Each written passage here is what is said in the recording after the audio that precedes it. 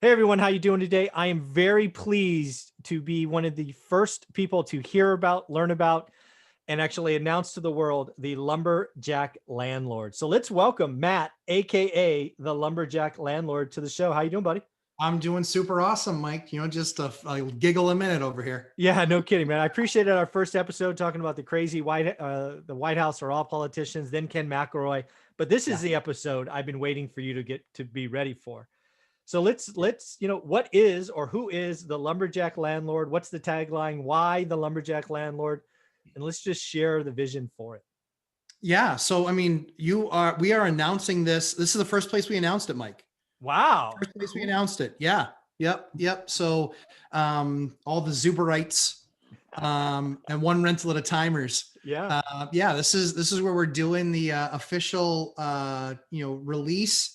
We'll be launching in the next couple of weeks with some content, but yeah, I mean, I think that, seeing what you've done and how inspiring it is for folks to be able to get on the property ladder and start with their first rental, property, I think was huge. And I think that, the 20 years of expertise that I've had and kind of my journey and how I got to, 20 some odd buildings and 60 some odd units, just that journey and that process, that I think the most important thing that guys in our position can do is help people understand this was my journey. Take from it what you will. We have some tools that we've developed. If we can help you, not have a misstep and not have what I like to call the oh shit moment, if we can help prevent that and do it for the masses, then that's certainly what we want to try and do. And so, we've had some conversations before on, management versus being the landlord, on-site landlord, and all that stuff. And so really the gap in the market that I'm trying to fill is I'm the guy that shows up and fixes stuff. Mm-hmm. I have these big profit margins to show for it, but I have less time. Less time. And so that's what the people have to make the decision.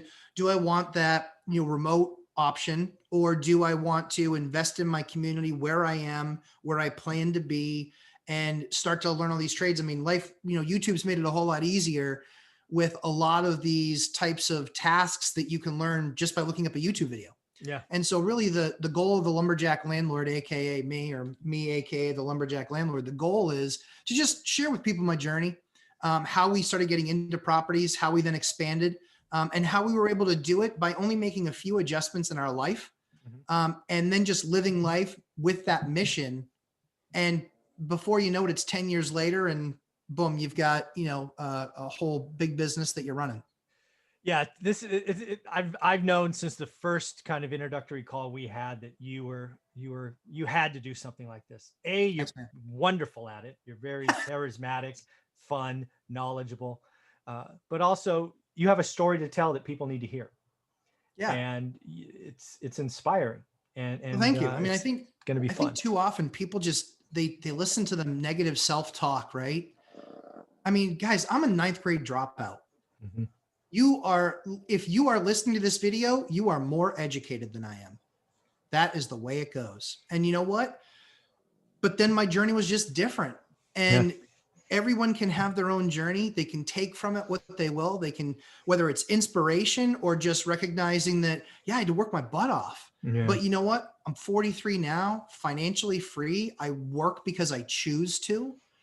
That's a great life, and it's a legacy for my kids too. And that's, I started having kids later on in life, and I want to leave that legacy for my children, but I want to teach them how to, the series that you did yesterday, I apologize, Greg Dickerson. Yeah.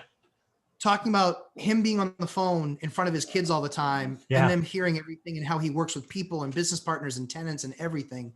My kids live that. My son was on a job site at 3 weeks old. Wow. And in the baby Bjorn, if you, and with earmuffs on, of course, to not make the noise, right, to not wake him up. I was like, don't wake up the baby. Swing the hammer softly. Exactly. Yeah, exactly. I need a quieter hammer back there. Yeah. No power tools. But yeah, I just think that there's opportunity for people to, you might get into it. You might love it. Here's what I know. You need a house to live in. Yes. you need to do everything that you can to reduce the cost of that house. And that is, if you can learn how to fix some of the things around the house and do your own thing by watching YouTube videos and things like that, where you can get support on, these are the things that you need to just do maintenance on so you have lower maintenance bills. Mm-hmm. It'll just make you a better homeowner. Mm-hmm. And then if it turns into becoming a landlord, then Mike, I mean, with the course that you did, Sam, the interview on Sunday. Yeah. Dude, like that spreadsheet, it's so funny because my spreadsheet had 10 steps and I was like, damn it, Zuber, you know, and I was like, oh, you got me again, Zuber. But that's funny. Yeah. It's like, but we got a couple other steps that we put into ours, you know, for folks, just because we want them fully prepared, first time home buyer, moving in, lowering the costs as much as they can, awesome. House hacking or duplexing, renting out, leveraging that for a lower payment, you know, those are all the strategies that I use to build my wealth. This is going to be a fun journey to watch. It's going to be explosive. It's going to help so many. Why don't we just answer the question that some people may have? Why Lumberjack? Let's just answer that. Yeah. Oh, it's a great question. So I worked in tech. I still work in tech.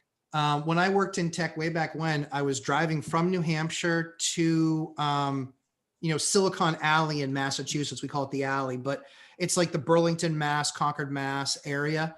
And so it's all tech companies.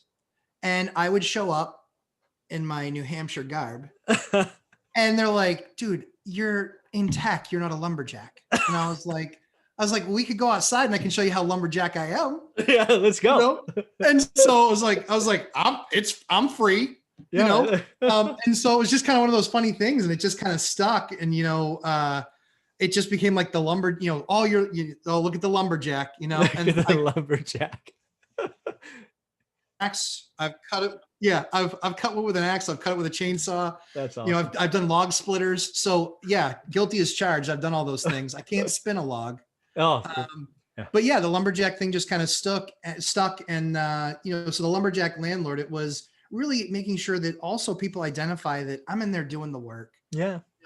There's not a weekend or in a lot of cases, multiple times at night after my kids go to bed that I'm not, shooting out just to take a quick peek at a project that we're working on.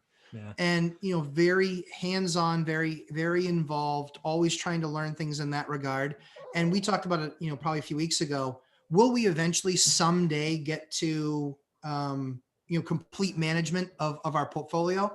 Likely. But, I think for us and our journey was just getting in there, doing some of the work of ourselves. And I do not come from this background of amazing craftsmen. Do not. Yeah. Do not. Yeah. Duct tape and glue was the material of our household for a number of years. Yeah. Yeah. Duct tape, glue, and a hammer. Just, I don't know. Yeah. It's not working. Hit it. Yeah. Why is that the right answer? So I didn't come into this like skilled carpenter, like just trying to make more money. Yeah. It was really just out of necessity. We were broke. We had no money. Yeah. We were in danger of filing bankruptcy multiple times. I can, help people through that journey of what we went through to give them some hope, but also to, show what we did. And so it was literally in some cases not having the $150 to call the plumber for an emergency call. Mm-hmm. It was 3 trips to Home Depot and a Thursday night.